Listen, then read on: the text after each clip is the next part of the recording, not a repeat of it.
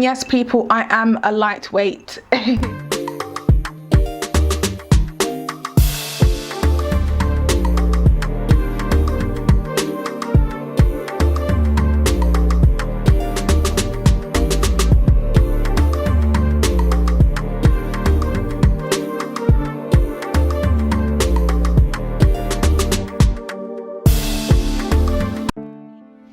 Hi people, welcome back to my YouTube. It is your girl Honey. Welcome back people, welcome back. And for those of you who are new here, welcome to my channel. My name is Honey and I am an astrologer and I live in the UK. If you who follow me on Instagram have voted for this video to be done first. The options were, shall I do serial killers first? How to find a serial killer looking through astrology placements, things like that, versus how to discover bad years in astrology. And literally 71% of you voted for this video. I am in shock. I have to deliver because that's what you guys want, and what you want you get most of the time. But listen people, I'm having to have I mean, I know it's in a brandy glass, but this is my favorite glass to drink out of, and normally I would have like a sprinkle of lime in here, but I am having some Distorano.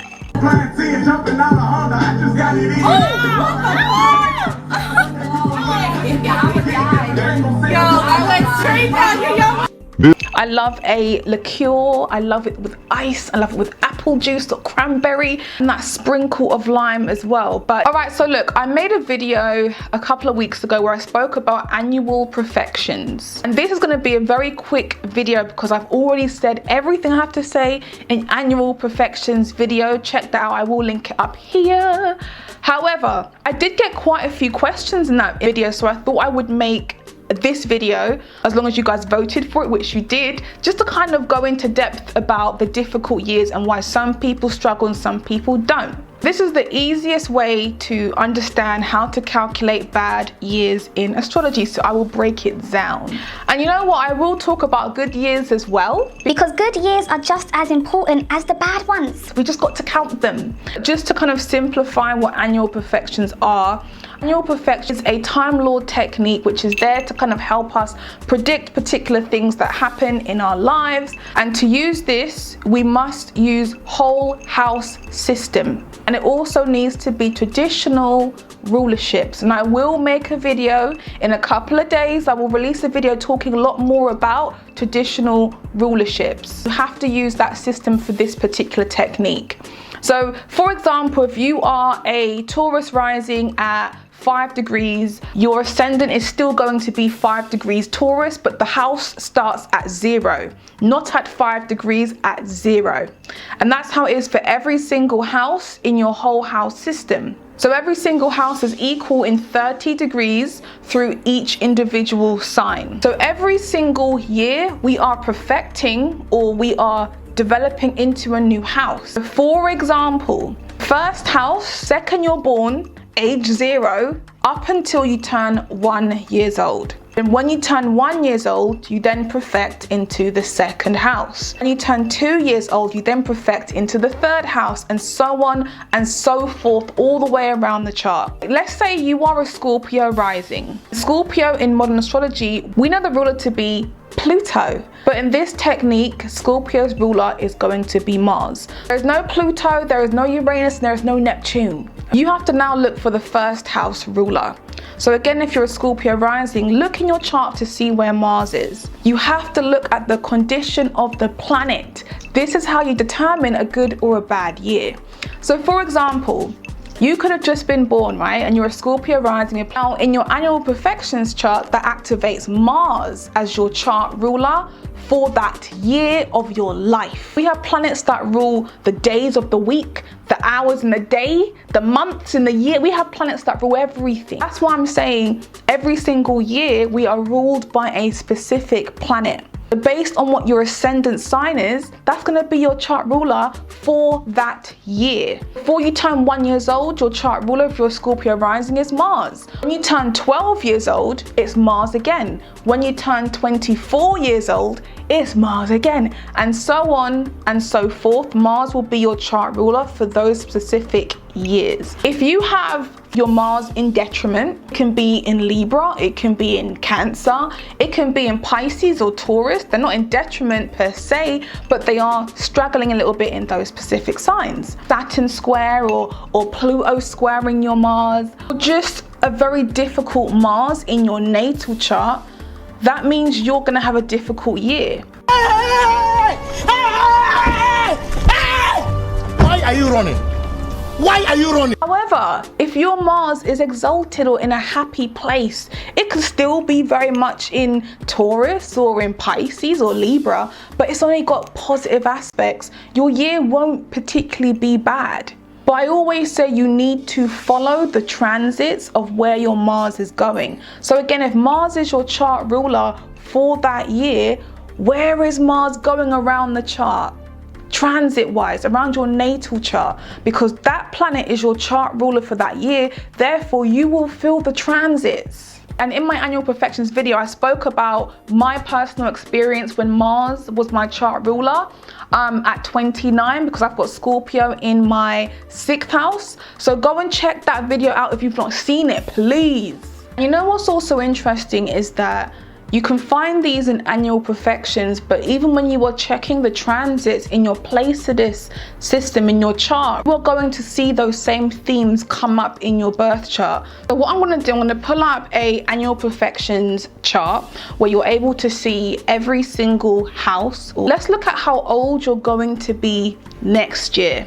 At the moment, I'm 30, I will be 31 come April. Your annual Profections tends to start from your birthday. Myself, if I'm looking to see if I'm gonna have a good or a bad year this year or next year, I have to look at the ruling planet, and we're going to have a look to see, okay, so Honey is 30. That places her in a 7th house for the year. Jupiter is my chart ruler because Sagittarius rules my 7th house. And those of you who have Pisces here, Virgo risings, Jupiter is again your chart ruler.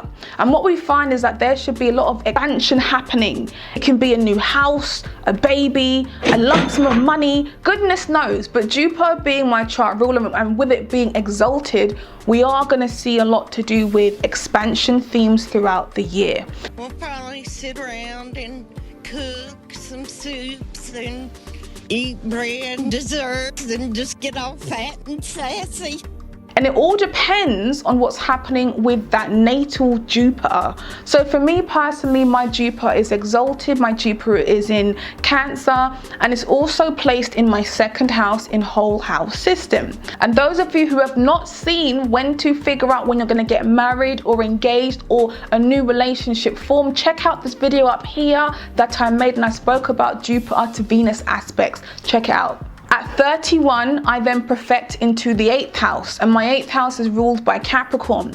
Capricorn then places Saturn as my chart ruler for the year. So what do we find there? My Saturn is actually not aspected badly. However, I do have Saturn square Sun. When you think about the 8th house, it's the house of death, rebirth, crisis, trauma, and it's a water house, so it's going to be a very intense year for a lot of people who do perfect into that house. The 8th house would be 7 years old, 19 years old, 31 years old, and so on and so forth. Take yourself back to those years. What happened to you during those years? A little bit apprehensive about it, because I remember at 7, my home changed because my sister was born and things changed in the household. Like everything changed because she was born.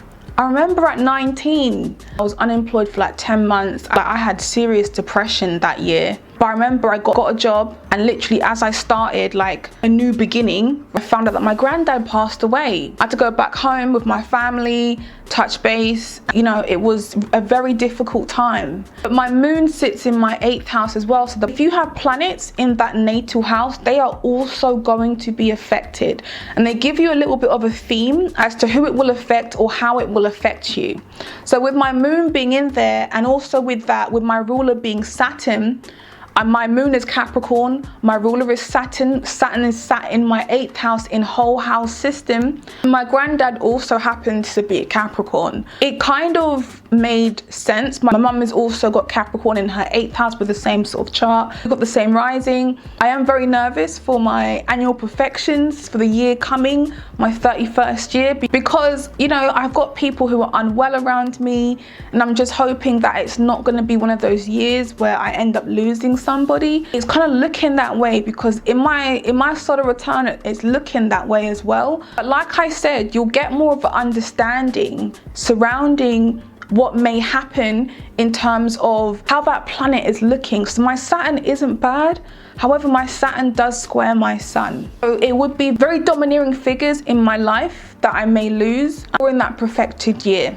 My Saturn is at home in Capricorn, but although my Saturn isn't badly aspected, it does create a lot of intensities and something being taken away or having to adult in a particular area. And because this is the house of a death, rebirth, crisis, remember I was saying my sister was born, the rebirth, transformation, you know, my granddad dying, that inheritance, things like that. I am somebody who does not like change. I don't like to say yes. I embrace all types of changes in the world and changes in my life. No, I fucking don't. No, I don't. I hate change. If I'm happy with something how it is, it stays that way. When it came down to my year of Scorpio, right, my 6th house, Scorpio represents changes.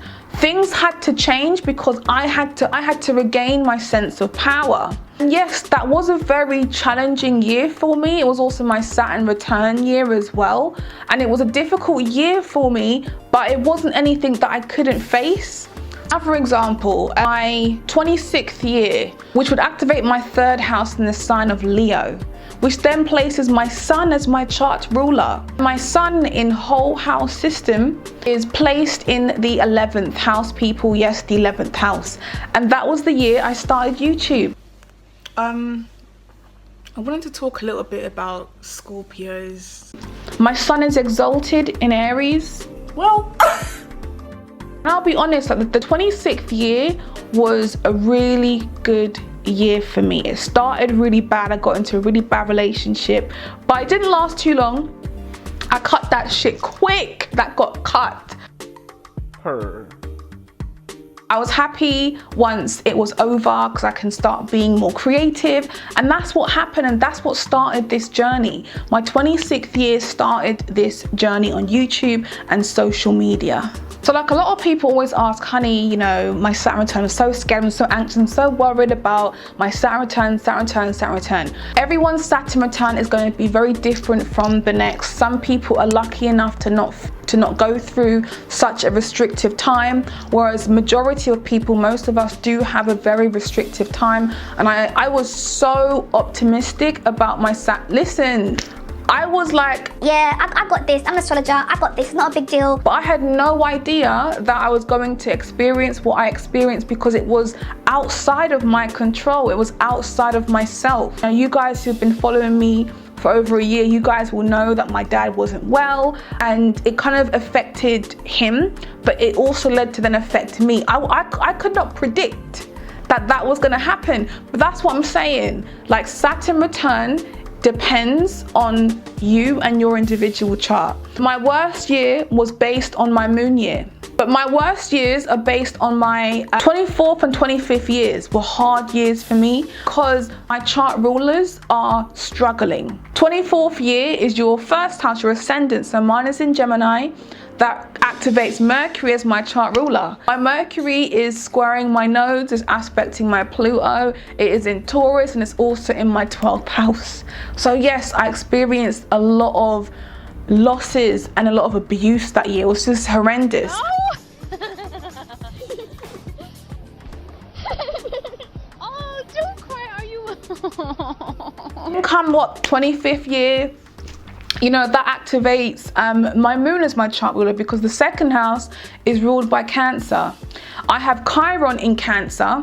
I also have a Capricorn moon. My moon is in fall. I have Uranus and Neptune. I have my moon in my 8th house. Chiron opposes my moon. So that was a horrible year for me, because Your moon is your securities, right? You don't want to let go of your securities. And I told you, I hate change. I hate change. And you know what? What I realized about my 25th year, you know, my moon year, so much change has happened that year, and we know the moon is moving so quickly. So changes happen literally day by day. My life was not stable, was not secure. My emotions were so intense that year. All I had to do to make the year easier was just to let go. That's it. Let go. Why am I being so secure? Why am I feeling like I have to do this, or I have, like, let it go, honey. And that's the thing, that's my advice to everybody out there, is when you're having a difficult year, let the energies just release and don't try to fight against it. Don't fight it unless you feel like, if it's like a court, like if you're going to court to defend yourself, and that's not what I'm talking about here, people. I'm talking about energies that is making you feel like you're having to fight for something that may not even be for you. Just let it go.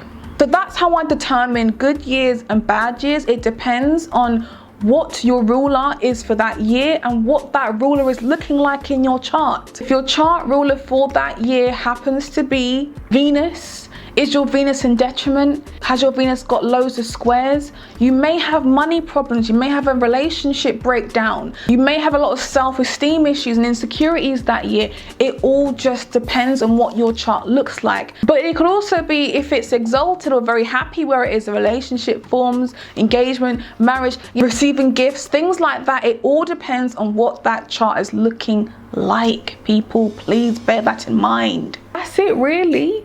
That's how you determine good years and bad years. It all just depends on what that planet is looking like and what house it is in. If you guys have any questions, please leave a comment below and I will answer them for you in regards to this video. If you've enjoyed this video, please click that like, share and subscribe, and click on the notifications bell should you wish to be the first to see these videos when they come out. That will be a really big help and support to me. Anyway, people, that is my video this week. I hope you guys have thoroughly enjoyed. I look forward to hearing any feedback that you have. I wish you all the best, people, and take care. Bye.